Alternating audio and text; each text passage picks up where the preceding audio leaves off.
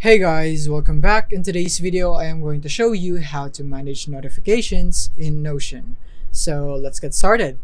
So here we are in Notion, and then from here, what we're gonna do is we're gonna click here on our settings and members right here on the left top of our screen. So click on that, and then from here we're gonna go click on my notifications, and this is where your main controls will be with your notifications that you will receive from Notion. So you can control the mobile push notifications right here. You can go and deactivate it if you don't want to receive the push notifications on your mobile.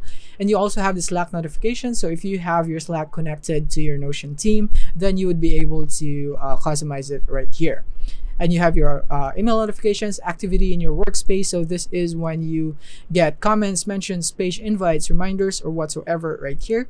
Then this is where you would need to activate this if you want to receive that.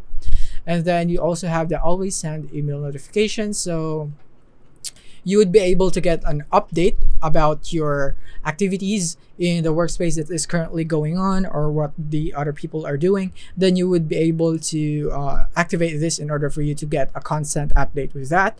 And then you have your email digest. So this is basically just changes to the pages that you're subscribed to. So if you subscribe to some pages, then you definitely want to turn this on if you want to receive some updates. And then the next one is the announcement and update email. So this is, as you can see right here, receive occasional emails about product launches and new features in Notion. So this is pretty much optional. This is about the Notion products itself. It's basically them just promoting something and so on right here. So yeah, you don't really have to do this right here. And then the next thing is that you can also do this right here when you type slash and then remind right here, date or reminder. From here, then you can also choose a time on which you will be reminded.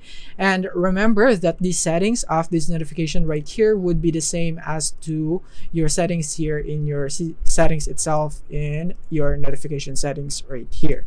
So yeah, that is basically it. I hope this video helped you out.